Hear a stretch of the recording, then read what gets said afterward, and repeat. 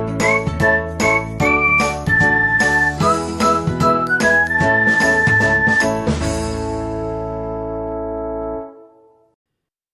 Assalamualaikum warahmatullahi wabarakatuh dan selamat pagi. Okey, murid-murid sekalian, kita sambung semula untuk bahagian yang seterusnya, bab yang keempat, kereaktifan logam. Sebelum kita teruskan dengan tajuk hari ini, kita imbas balik apa yang telah pun kita belajar pada kelas yang lalu. Okey, pada kelas yang lalu awak pun telah diberitahu tentang mineral yang wujud di dalam muka bumi kita ini terbahagi kepada dua, sama ada dia adalah unsur ataupun sebatian. Unsur, kalau awak punya mineral itu terdiri daripada satu jenis bahan sahaja. Manakala sebatian adalah lawan kepada dia.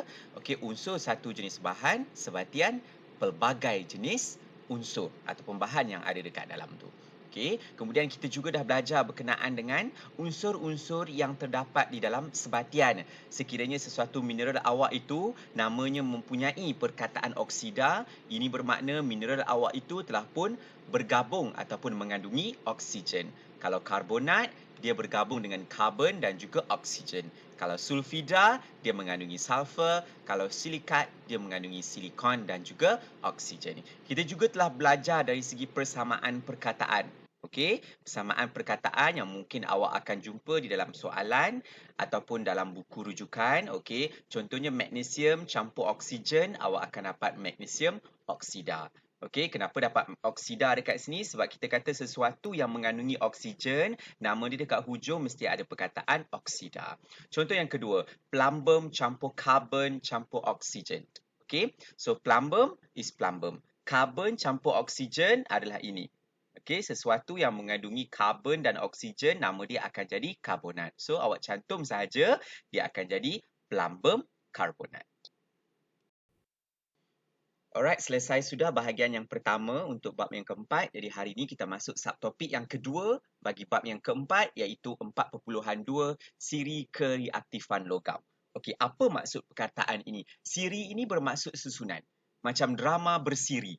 Okey, awak lihat dia susun satu, episod awal, episod 2, episod akhir. Okey, dia perlu disusun. Itu maksud siri. Okey, dia bukan siri telefon tu Alright, kereaktifan ini bermaksud macam mana logam awak tu bertindak balas dengan sesuatu. Dia bertindak balas dengan hebat ke, dia keluar cahaya-cahaya macam ni ke, ataupun dia bertindak balas alahai, macam mencompak je, kecil saja. Okey, alright, logam ini, okey, logam adalah apa yang kita belajar sebelum inilah. Ya, okey, mineral semula jadi yang dijumpai di bawah permukaan bumi. Alright, sekarang kita tengok dulu situasi bagaimana yang dimaksudkan dengan kereaktifan logam. Okey, lihat 4 gambar ini. 4 gambar ini menunjukkan tindak balas logam dengan air. Simple saja. Kita ambil 4 jenis logam sebab ada 4. Okey, 4 jenis logam, katakan logam A, B, C, D. Okey, kita ambil, and then kita baling kat dalam air. Okey, logam yang pertama ni kita baling, dia hasilkan macam ni. Lepas tu kita ambil logam yang kedua, logam lain pula dia jadi macam ni. Lepas tu logam yang ketiga, alahai macam ni. Bila logam yang keempat, ada burst terus macam ni. Ini adalah contoh kereaktifan. Maksudnya, tindak balas mereka dengan air berbeza-beza. Bergantung kepada logam yang kita kenakan. Jadi, berdasarkan pemerhatian kita ke atas keempat-empat uji kaji ringkas ini, yang manakah paling reaktif, yang manakah kurang reaktif? Jadi macam mana kita nak tahu sesuatu itu reaktif, sesuatu itu kurang reaktif? Of course lah kita tengok kepada tindak balas dia. Okey, siapa tindak balas kat sini yang paling hebat, paling gempak sekali? Nombor 4. So, nombor 4 kita kata dia adalah yang paling reaktif. Paling kurang reaktif nombor berapa? Yes, paling kurang reaktif nombor 3. Nampak dia macam mancis sahaja ni. Okey, yang 2 ni ada kat tengah-tengah. Tapi kita boleh susun tak? Nombor 1 paling reaktif kawan ni. Nombor 2 paling reaktif siapa? Nombor 1 ke nombor 2? Yes, yang kedua.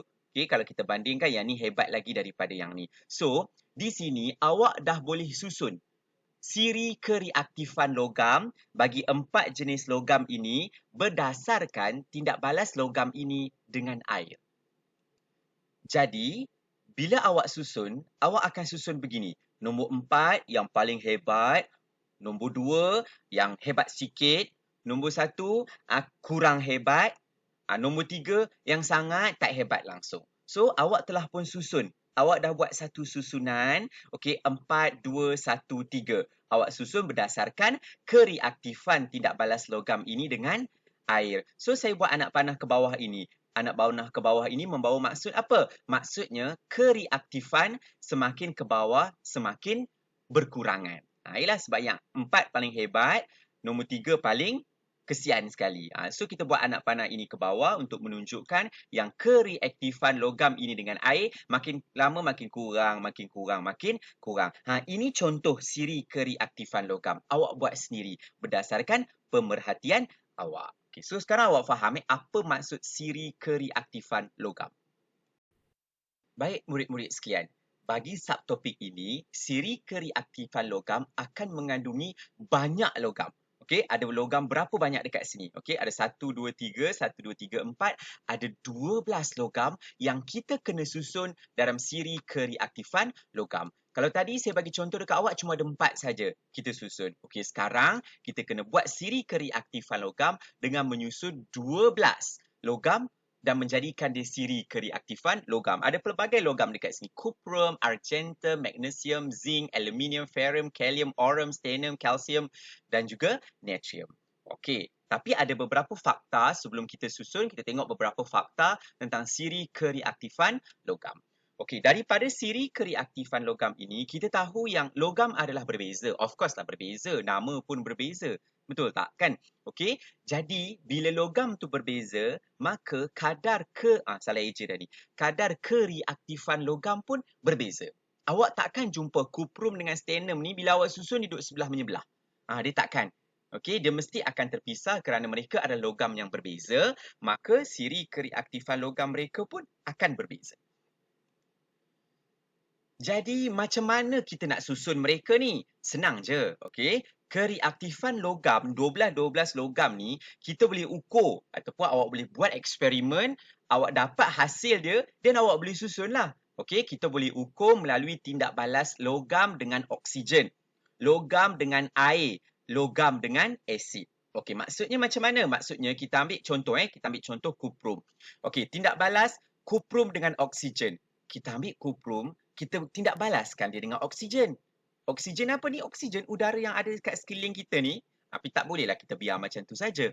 Okey. Yang kedua, tindak balas logam dengan air. Kita ambil cuprum sebagai contoh, kita baling dalam air. Sebiji macam eksperimen yang ini. Ambil, baling. Lepas tu kita tengoklah tindak balas dia macam mana. Alright. Yang ketiga, tindak balas logam dengan asid. Macam mana nak buat? Contohnya kita ambil cuprum, kita gantikan cecair ataupun larutan kat bawah ni, kita ganti dengan asid. Kita balinglah dekat dalam tu. Kita tengok hasilnya macam mana. Itu saja. Sangat mudah sebenarnya untuk kita susun siri kereaktifan logam. Tapi ada 12. Alright. So agak banyaklah kalau kita nak uji. Baik murid-murid sekalian. Okay, sekarang awak boleh buka buku teks awak, muka surat 130. Di dalam buku teks awak, muka surat 130, ada satu aktiviti, iaitu aktiviti 4.3. Okey, di dalam aktiviti ini, tujuan kita adalah untuk mengkaji kereaktifan beberapa logam terhadap oksigen. Maksudnya kita tak nak buat yang baling dalam air, kita nak buat yang baling dalam asid, sekarang kita tak nak balaskan dia dengan oksigen. Okey, tengok dekat sini kita ada a few logam, kalau ikutkan daripada buku teks awak, dia akan menggunakan sebanyak 1, 2, 3, 4, 5. Okey, 5 je logam. Daripada 12 tadi, dia nak susun 5. Tak apalah. Okey, alright. So, logam yang akan digunakan dalam eksperimen ini adalah magnesium, zinc, aluminium, ferrum dan juga plumbum. 5 logam ni saja kita nak gunakan. Okey, macam mana eksperimen ini dijalankan? Okey, awak nampak ini susunan radas dia. Dalam buku teks pun ada cuma dia pusing arah lain. Alright, so sebagai contoh kita nak buat eksperimen pertama kita menggunakan magnesium. Okay. So kita ambil magnesium, lepas tu kita letak kat sini. Magnesium ni dalam bentuk serbuk So kita letakkan dekat sini. Adalah dalam ni dia tulis berapa banyak nak kena ambil kan.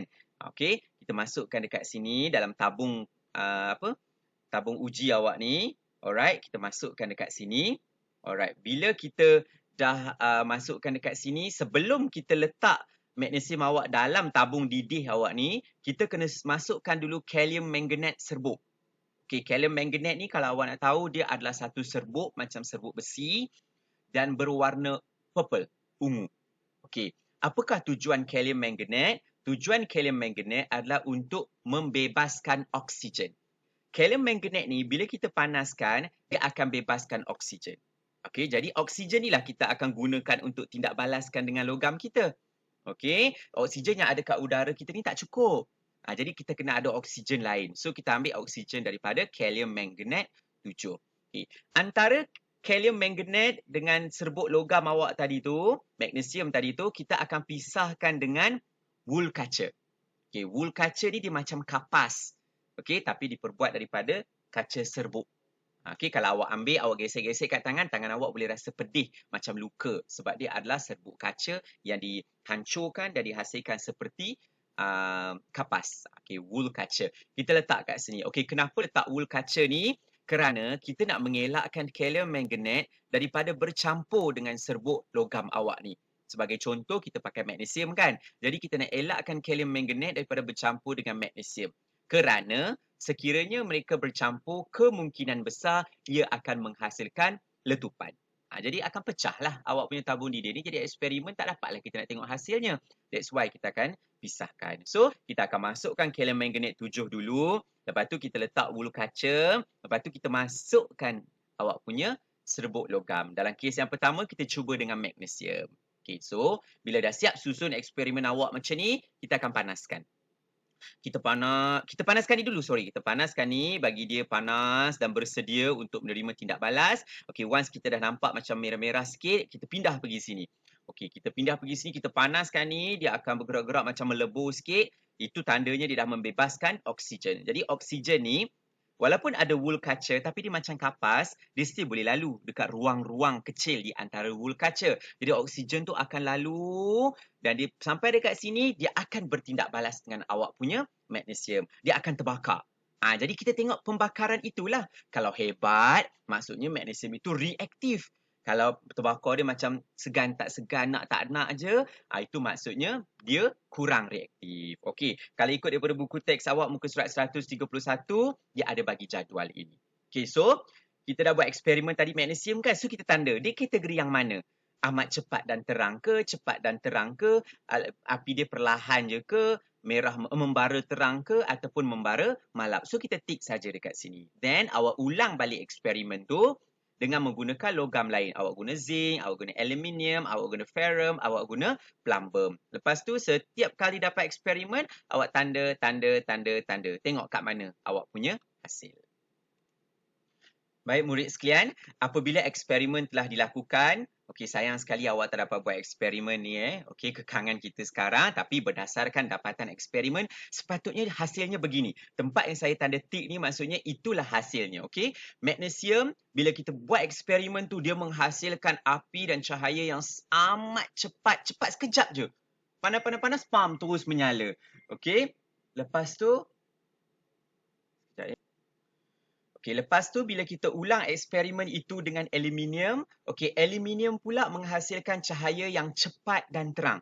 Okey, kalah sikitlah daripada magnesium. And then kita guna zinc, dia dah perlahan. And then kita guna ferrum, dia lagilah, dia cuma membara sahaja. Dia tak menghasilkan cahaya pun.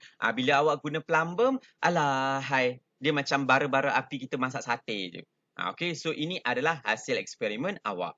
Okey, kita nak susun ni siri kreatifan logam. Saya rasa berdasarkan jawapan ni pun awak dah boleh susun. Okey, sekarang tengok buku teks muka surat 131. Kita cuba buat soalan. Soalan itu sebab ini adalah eksperimen yang seronok. Jadi kalau dapat buat itu adalah lebih menarik. Kita try buat soalan dia. Okey, kita tengok soalan yang pertama. Soalan yang pertama tu kata lengkapkan persamaan perkataan bagi tindak balas setiap logam dengan oksigen. Alright. Okey, so soalan A. Dia kata magnesium campur oksigen. Itulah eksperimen kita. Magnesium kita tindak balaskan dengan oksigen jadi apa? Okey, cuba tengok kat sini. Magnesium kita tindak balaskan dengan oksigen. Awak dah belajar dalam kelas sebelum ini kalau sesuatu itu dia berkawan dengan oksigen, nama dia akan bertukar menjadi oksida. So, magnesium oksida. Aluminium campur oksigen yang B pula. Okey, oksigen ni akan bertukar menjadi oksida. Okey, yang ketiga, zinc campur oksigen. Jadi zinc oksida. Sebab apa? Sebab kita belajar kan, siapa dekat hujungnya ada perkataan oksida. Oksida tu maksudnya magnesium tu dia dah kahwin dengan oksigen. Okey, D. Ferrum campur oksigen. Jawapan dia ferrum oksida. Okey, plumbum campur oksigen. Jawapan dia plumbum oksida. Awak mungkin jumpa dalam buku rujukan dia ada tulis ferrum 2 ke ferrum 3 nombor kat tengah ni. Okey, untuk silibus awak itu tidak diperlukan. Jadi awak tak tulis pun tak apa. Okey, walaupun sebenarnya hakikatnya ada 2, 3 dekat sini. Tapi tak apa, silibus awak tak perlu. So, kita tak payah tulis ferrum berapa. Cukuplah ferrum oksida. Okey, sekarang ni kita tengok soalan nombor 3. Kita tengok buku teks soalan nombor 3. Berdasarkan keputusan daripada aktiviti ini, alright, berdasarkan keputusan daripada aktiviti ini, lengkapkan urutan berikut untuk menunjukkan susunan logam mengikut kereaktifan yang semakin berkurang. Maksudnya awak kena susun kereaktifan tu, okey, makin lama makin kurang, makin kurang, makin kurang, makin kurang. Okey. So, tadi masa awal-awal saya tunjuk kita buat dalam bentuk ke bawah macam ni kan? Okey, tapi dalam exam dia takkan bagi ruang awak macam ni punya banyak nak tulis ke bawah. Dia akan buat dalam bentuk melintang. Okey, jadi kalau melintang kita nak tulis macam mana? Alright, sebelum kita tengok cara penulisan, okey, kita tengok dulu siapa paling reaktif. Paling reaktif adalah magnesium. Siapa kurang reaktif? Kurang reaktif adalah plumbum. So, tengah-tengah dia kita boleh nampak yang nombor 2 lepas magnesium is aluminium, nombor 3 is zinc, nombor 4 is ferrum. So, kita boleh susun daripada sini kereaktifan logam dia. Cuma buku teks minta semakin berkurang. So, nak susun macam mana? Okey, saya susun macam ni. Susunan kereaktifan logam. Okey, magnesium, aluminium, zinc, ferrum, plumbum. Betul tak susunan saya ni? Tengok balik result tadi. Okey, magnesium, aluminium, zinc, ferrum, plumbum. Yes, betul. Okey, so kita susun macam ni. Lepas tu kita buat anak panah ni, kita tulis kereaktifan semakin berkurang. Kalau dalam buku teks awak dia dah tulis siap-siap kotak-kotak dia buat anak panah tu kan, so kita isi je lah kat situ. Tapi dalam bentuk saya ni, saya buat macam ni. Magnesium, aluminium, zinc, ferrum, plumbum. Saya susun, buat koma kat tengah ni. Lepas tu kita buat anak panah ni, kita tulis kereaktifan semakin berkurang. Maksudnya dari kiri ke kanan, makin lama kereaktifan tu kurang. Magnesium paling reaktif, plumbum paling kurang reaktif. Okey, kadang-kala soalan itu akan twist awak. Dia kata susun kereaktifan makin lama makin bertambah. So, boleh juga kita susun macam ni. Kereaktifan semakin bertambah. Kita tukar je tempat duduk dia orang. Maksudnya ni kita pusing 180 darjah. So, plumbum, ferrum, zinc, aluminium, magnesium. Buat anak panah, kita tulis kereaktifan semakin bertambah. Plumbum paling kurang, magnesium paling hebat sekali dia punya kereaktifan. Jelas ya untuk eksperimen ataupun aktiviti ni? Okey. Jadi murid-murid sekalian, berdasarkan aktiviti 4.3 kita tadi, maka kita telah pun menyusun sebanyak 5 logam. Daripada 12 logam yang kita kata kita nak susun tadi tu, daripada eksperimen ataupun aktiviti tadi tu, kita dah susun 5. Ferrum, aluminium, zinc, magnesium dan juga plumbum. Macam mana pula dengan yang lain ni? Okey, untuk yang lain ni kita tak akan susun menggunakan aktiviti. Yang lain ni kita akan terus disusun. Maksudnya kita dah dapat yang dah disusun lah. Okey, kita akan buat semua eksperimen inilah sebab ada yang terlampau reaktif. Nanti kan meletup susah pula. Alright. So, berdasarkan daripada buku teks awak boleh tengok. Okey, boleh turn kepada muka surat 129 yang mana ke-12 logam ini telah pun disusun siri kereaktifannya. Okey, susunannya jadi begini. Okey, inilah siri kereaktifan logam. Okey, ini logam dia, ini simbol dia. Simbol kepada logam tu. Okey, berhati-hati simbol tidak semestinya menunjukkan logam itu punya perkataan. Macam kalium, simbol K nampak sangatlah. Sebab K kat depan, natrium sebab Na. Tapi kalsium, simbol dia jadi Ca. Sebab ini adalah bahasa orang putih. Okey, kalsium, CaLSium. CiUm, sorry. So, dia jadi Ca. Dia punya simbol. Mana lagi yang berbeza? Okey, cuprum sama juga C dekat depan ini English. Okey, mercury. Dia tak tulis Me kat sini. Dia tulis Hg. Ini pun sama juga argentum. Dan last sekali, aurum. Inilah ke-12 logam yang disusun membentuk siri kereaktifan logam. Siapa paling reaktif? Paling reaktif dekat atas. Paling kurang reaktif bawah sekali. Maksudnya, kita boleh buat anak panah naik ke atas macam ni. Yang atas paling reaktif, yang bawah paling kurang reaktif. Awak boleh tengok buku teks awak, muka surat 129. Okey, dia susun secara melintang dalam buku teks awak tu. Okey, nampak saya letak kat sini perkataan apa? Don't forget. Maksudnya jangan lupa. Kalau jangan lupa, kenapa? Kena hafal. Yes, indeed. Ke-12 susunan siri kereaktifan logam ini, awak kena hafal. Menarik untuk hafal dia. Siapa hafal kalium, natrium, kalsium, magnesium, aluminium, zinc? Betul tak? Susah sangat nak hafal. Jadi kita akan cipta akronim. Okey, awak boleh cipta sendiri kalau awak nak. Okey, saya akan bagi contoh saya untuk menghafal ini menggunakan akronim. Okey, akronim tu apa? Akronim tu maksudnya satu perkataan yang kita susun untuk menggambarkan keseluruhan susunan. Untuk menggambarkan keseluruhan susunan siri kereaktifan logam. Okey, awak boleh buat sendiri. Even murid Chinese and Indian juga boleh buat dalam bahasa Cina, dalam bahasa Tamil berkenaan dengan susunan ni. Last year punya kelas, diorang ada buat susunan ini menggunakan pelbagai bahasa. Jadi bolehlah tanya budak kelas saya yang dah buat tahun lepas, budak kelas etika tahun lepas dengan budak kelas gigih tahun lepas. Diorang buat pelbagai bahasa berkenaan dengan susunan ini untuk memudahkan mereka hafal. Kerana di dalam peperiksaan, susunan ini tidak akan diberi. Tetapi soalan boleh ditanya tentang susunan ini. Jadi cara yang paling mudah adalah kita membuat akronim ataupun perkataan lain yang lebih catchy, yang lebih dekat dengan kita, yang lebih senang untuk kita hafal susunan dia daripada kalium sampai ke aurum.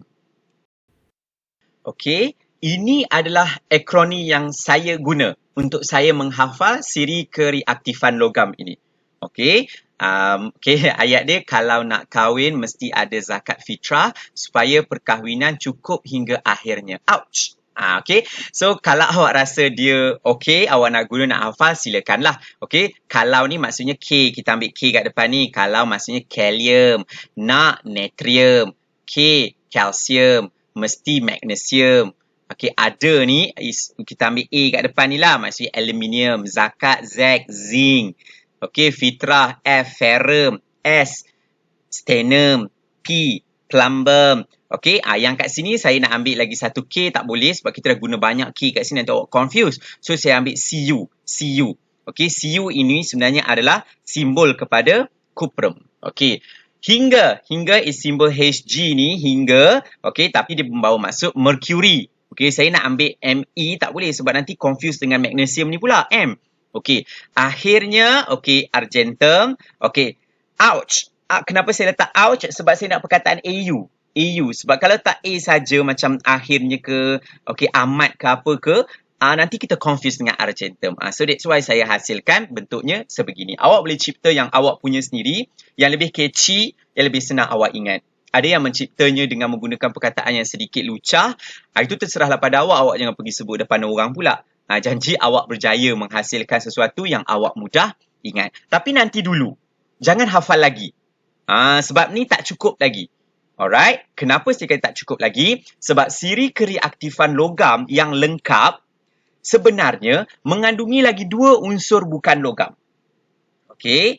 Okey, daripada 12 ni, semua ni logam. Tapi satu kajian telah dibuat, okey, yang mana 2 unsur bukan logam, karbon bukan logam, hidrogen bukan logam. Jadi kedua-dua ni mereka kata kena masuk dekat dalam ni juga. Okey, kena susun dekat dalam ni juga. Walaupun nama dia siri kereaktifan logam, tapi 2 unsur bukan logam ni perlu dimasukkan juga ke dalam siri kereaktifan logam ini. Sebab tu jangan hafal lagi akronim awak. Sebab bila dia masuk, nanti dia kacau semua. Kalau nak kahwin, last sekali semua jadi tak cukup kahwin. Okey. Alright. So, kita akan masukkan karbon dan juga hidrogen. Okey. Untuk memasukkan karbon dan juga hidrogen ni, ada aktiviti yang kita sepatutnya buat tapi sekarang tak boleh buat lah. Okey. Iaitu aktiviti 4.4 dalam buku teks muka surat 132. Okey, yang mana di dalam aktiviti ini tujuan kita adalah untuk menentukan kedudukan karbon dalam siri kereaktifan logam. Kita ada 2 kan, karbon dengan hidrogen. So, eksperimen ataupun aktiviti ini kita nak tentukan karbon dulu. Karbon tu duduk mana dalam siri kereaktifan logam. Okey. So, untuk aktiviti ini sangat mudah. Sangat mudah. Okey, kalau awak tengok buku teks, okey, dia tulis dekat situ kita ada buat beberapa aktiviti. Pertama, zinc oksida dengan karbon, aluminium oksida dengan karbon, plumbum 2 oksida dengan karbon. Maksudnya apa? Sebagai contoh, zinc oksida dengan karbon. Kita masukkan zinc oksida dengan karbon dekat dalam ni. Kita campurkan dia orang dalam mangkuk pija ni, kemudian awak panaskan. Okey, panas sampai satu tahap dia akan bercahaya ke tak ada cahaya, dia akan keluarkan api ke tidak. So daripada situ kita boleh tahu dia punya kereaktifannya bagaimana. Baik murid-murid sekalian, jadi untuk aktiviti yang 4.4 ini, cuba lihat muka surat 133.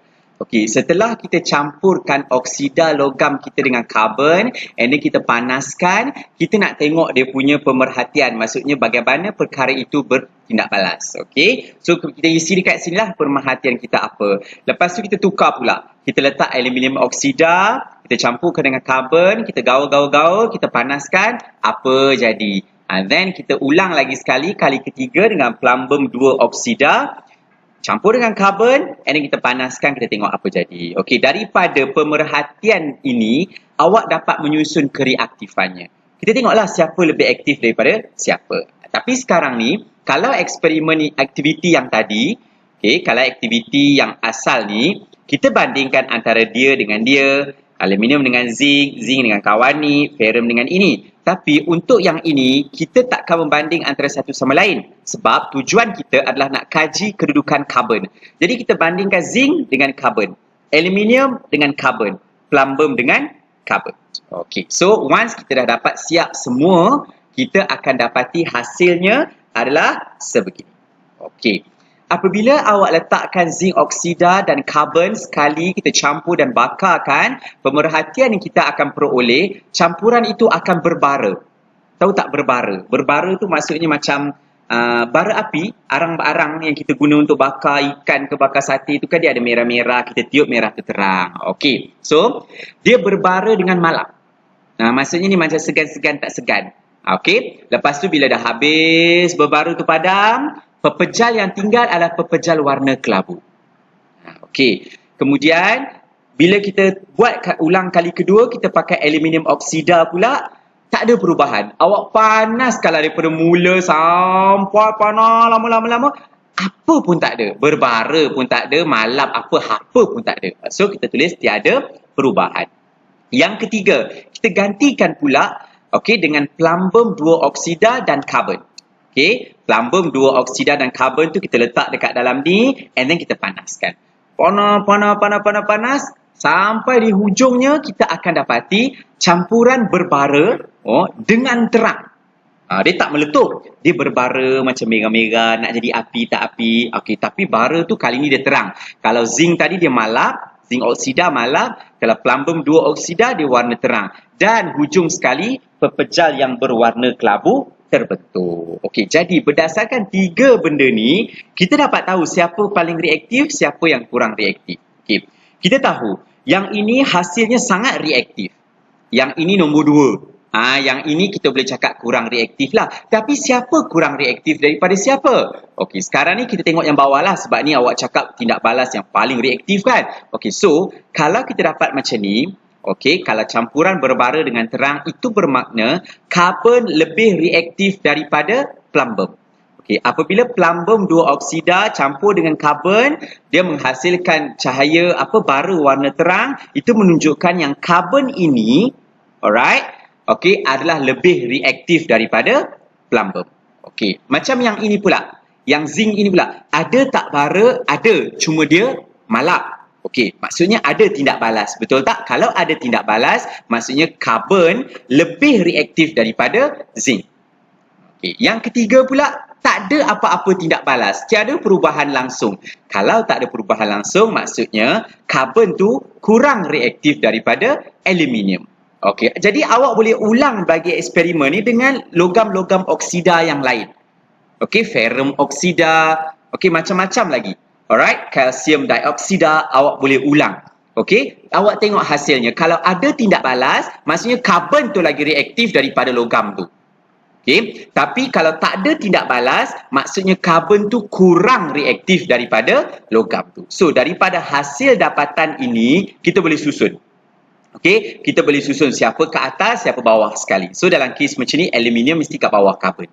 Betul tak? Sebab aluminium kurang reaktif daripada karbon. Okey, jadi maksudnya sekarang aluminium tu mesti berada di atas daripada karbon. Sebab karbon tu kurang reaktif. Alright, so kita cuma test 3, zinc, aluminium dan plumbum. Okey, oksida logam ini kita test 3 sahaja. Okey, tapi dalam siri kereaktifan logam kita ada 12 logam. So kalau kita buat semua dapatan itu, kita akan dapat kedudukannya. Okey, tengok yang hujung ni. Saya akan ambil keputusan yang hujung ni untuk saya masukkan dalam siri kereaktifan logam. Okey, tengok sini. Ini dapatan kita bila dengan zinc. Karbon lebih reaktif daripada zinc. Nampak? Saya ambil daripada sini. Okey. Alright. Lepas tu yang kedua, karbon kurang reaktif daripada aluminium. Saya ambil daripada sini. Okey. Dan yang ketiga, karbon lebih reaktif daripada plumbum. Saya ambil daripada sini. Okey. Daripada 3 dapatan ni, kita dah tahu dah mana kedudukan dia. Okey. Tengok siri kereaktifan logam tadi kalau nak kahwin tadi tu. Okey, yang bawah ni kurang reaktif, atas ni paling reaktif. Okey, karbon lebih reaktif daripada zinc. Maksudnya, karbon mesti ada kat atas ni. Atas daripada zinc. Okey, dia tak boleh duduk bawah sebab karbon lebih reaktif. Makin atas makin reaktif kan? Okey, so karbon mesti berada dekat atas ni. Okey, alright. Okey, cuma dia berada dekat mana?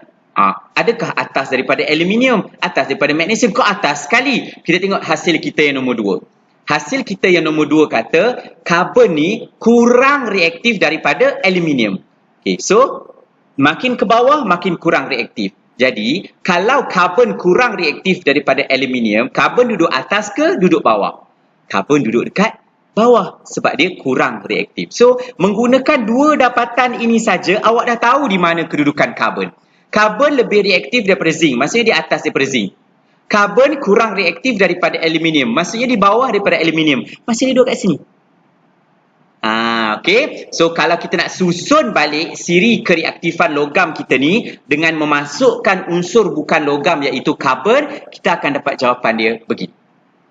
Kalau nak kahwin mesti ada, alamak, tambah karbon. So tak boleh nak terus pergi zakat fitrah. Kita kena tambah satu benda kat sini, iaitu karbon. Macam mana kita boleh tahu karbon kedudukannya kat sini?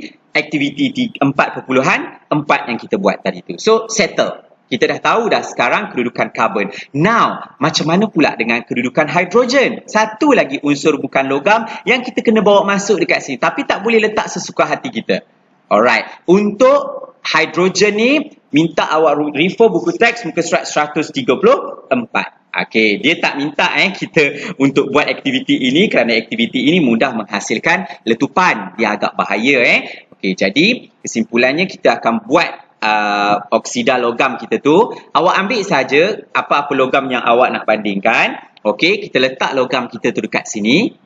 Okey, dan kita perlukan hidrogen, betul tak? Kan, sebab kita nak bandingkan gas hidrogen tadi dengan karbon. Senanglah kita masuk serbuk karbon je dekat dalam ini. Kita masukkan serbuk karbon dalam ini, kita campur je lah mereka berdua. Tapi sekarang kita nak dengan hidrogen. Mana ada hidrogen dalam bentuk serbuk? Kita nak cari kat mana? So kita kena hasilkan hidrogen tu daripada tindak balas zinc, asid sulfurik dengan larutan kuprum 2 sulfat. Okay, so tindak balas yang berlaku di sini, tak perlulah awak tahu macam mana dia bertindak balas, itu tak perlu. Okey, dia akan menghasilkan gas hidrogen. So gas hidrogen tu kita lalukan dekat kalsium klorida kontang. Ingat lagi masa kita buat tajuk gerak balas tumbuhan tu, kita dah letak kalsium klorida kontang untuk menyerap air. Alright, so gas hidrogen yang lalu kat sini yang kering dah tak ada air. Kita lalu dan kita tindak balas kat sini. Lepas tu kita akan bakar hidrogen yang berlebihan. Ini dia tak bagi kita buat sebab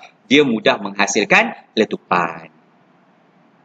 Berdasarkan kepada aktiviti ini, okey, tengok muka surat 134 awak punya buku teks, ada jadual campuran, pemerhatian dan juga inference. Okey, jadi awak boleh study lebih lanjut dekat table tu. Pelbagai jenis logam mereka gunakan untuk jalankan aktiviti ini dan last sekali mereka tahu di mana kedudukan hidrogen. Jadi murid-murid sekalian, berdasarkan kepada dapatan di muka surat 134, pemerhatian dan juga inference itu, maka didapati bahawa hidrogen, kedudukan hidrogen adalah di atas ferrum dan di bawah zinc. Ini bermakna hidrogen lebih reaktif daripada ferrum, kurang reaktif daripada zinc. Jadi kedudukan dia adalah dekat tengah ni. Okey, so bila kita masukkan hidrogen, maka lengkaplah siri kereaktifan logam kita. Inilah daripada 12 tadi tambah lagi 2, sekarang dah jadi 14. Okey, 14 unsur dalam siri kereaktifan logam kita. Tapi yang warna kuning ni bukan logam Okey, yang warna hijau dan juga kelabu ni adalah logam, yang kuning ini bukan logam. Cuma dia dimasukkan sekali di dalam siri kereaktifan logam. So, cara kita nak baca siri kereaktifan logam ini adalah makin ke bawah makin kurang reaktif, makin ke atas makin reaktif. Okey kelas. So, dari segi akronim, okey, awal tadi kita dah belajar kalau nak kahwin mesti ada zakat fitrah supaya perkahwinan cukup hingga akhirnya. Ouch. Okey.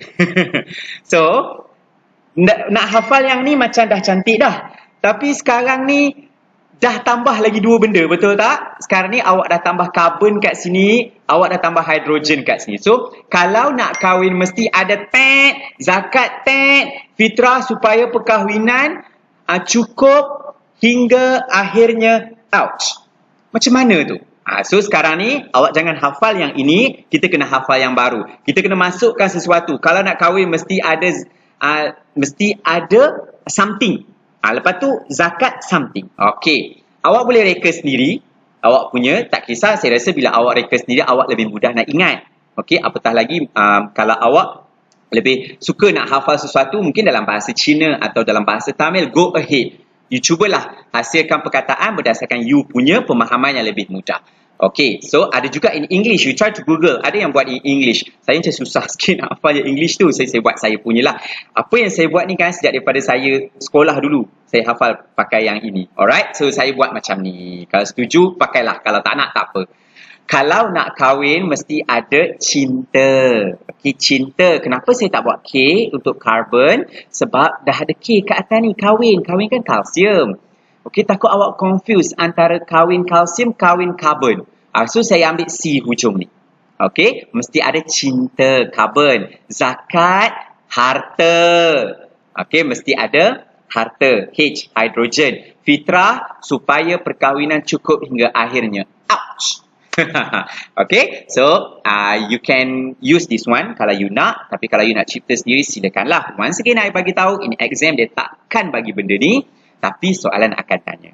So, dalam soalan yang saya akan bagi dekat Google Classroom ni, awak cubalah berlaku jujur dengan cuba menghafal benda ni. Okay? Sebab saya tak ada kat tepi awak. So, awak bolehlah refer buku nak tengok siri kearifan logam. Tapi why don't you try untuk memorize? Depends on akronim yang you cipta sendiri ataupun you nak pakai apa yang saya buat ni. Alright kelas, sekian saja untuk tajuk kita subtopik yang kedua untuk bab yang keempat iaitu siri kereaktifan logam. Untuk kelas yang akan datang, kita akan pergi ke subtopik terakhir untuk bab yang keempat ini iaitu pengekstrakan logam daripada bijihnya. Sekian saja untuk hari ini. Assalamualaikum. Bye-bye.